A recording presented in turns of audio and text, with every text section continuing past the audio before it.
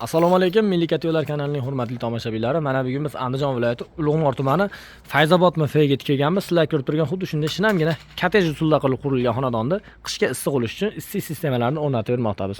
Xonadonimiz 100 kvadratli o'ziga egar ekan, 150 kvadratli bezuteplenniy kotelimizni uстановка qilib beryapmiz. Sistemamiz samotok sistema bo'ldi. Suvda qaynash hisobiga tabiiy sirkulyatsiya bo'ladi. Xonadonimizga jami 6 dona har xil razmerdagi panel radiatorlardan uстановка qilib berganmiz. Sistemamiz samotok sistema bo'ldi. Suvda qaynash hisobiga tabiiy sirkulyatsiya bo'ladi. Kotelimiz xonadonda orqa tarafiga o'rnatildi. Kotelimiz narxi 7,5 million so'm bo'ldi. Bezuteplenniy. Xonadon egalari o'zlari keyinchalik xuddi shu yerga xona qilib, отдельный kotel xona qilib, uстановка xona qilib tayyorlash olar ekan o'zlari uchun. Endi sizlar bilan bir qator radiatorlar ko'rib chiqamiz.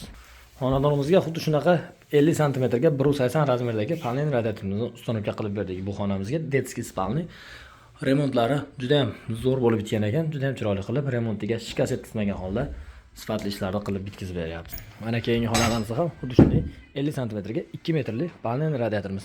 Bu общий o'tiriladigan xona ekan. Xohlasa mana remontlar bitgan, hech qayerga shikast yetmaydi. Juda ham chiroyli qilib o'rnatib berdik. Videomizga bitta like bosamiz. Bu videoni ko'rishdan avval bitta like bosib, shu videoni tanish bilishlarga jo'natib qo'yamiz. Mana bu xonamizga ham 50 sm ga 180 razmerdagi panel radiatorimiz. Podachi tomdan kelib tushyapti. Obratga uklon bilan chekkadan nari tomonga olib ketyapmiz.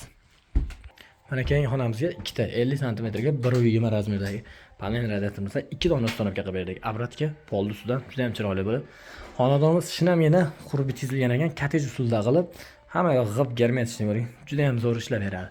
Xohlasa ko'rasizlar, hozir klipsalar qatirib sizlarga bir qator ko'rsatib o'tiramiz. Videoni kuzatishda davom etamiz. Sizlarga ponni kotelimiz yonish jarayonlarini, xonadonga qancha pul ketganigacha aytib o'tamiz. Kotelimizni suvga to'ldirib, ponni 100% xohlasa ishga qo'yib oldik. Kotelimiz 15 kilovatli bezuteplenniy holatda. Kotelimiz narxi 7,5 million so'm bo'ldi. Xo'p, kotelimiz 40 kilo, 45 kilo atrofida ko'mir oladi. Ko'mirning sifatiga qarab, uyda teplizadasiga qarab 10 soatdan 24 soatgacha bemalol beradi. Bu eshiga ko'mir zapravka qilish uchun. Bu eshiga esa kul-pul, shilak-pilak, cho'q-po'qlarni olib tashlash uchun. Bu slivniy ekranli. 85 vatli original ventilyator, o'zini original miyasi bor. Va 2 metrli teplameni bor. Teplamenidan kotelimiz yoniga 2 metr teplamenidan ilonizi bo'lib turib, dimoxod ko'riladi. Bundan tushgan kunda xuddi shu eshikni olib tashladi. Usti ochinchi kotel yonishlarini bitta ko'raylik, qana yonyapti ekan.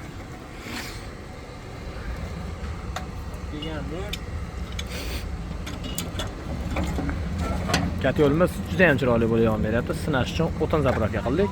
Xohlasa videomizga bitta like bosib, shu videoni ko'mirli kotel qilgan qarashlarga jo'natib qo'yamiz. Yopiring usta bo'ldi. Sizlar bilan videoni kuzatib tursalar, xonadon ichkarida radiatorlarda isiganini bir qator tekshirib chiqamiz.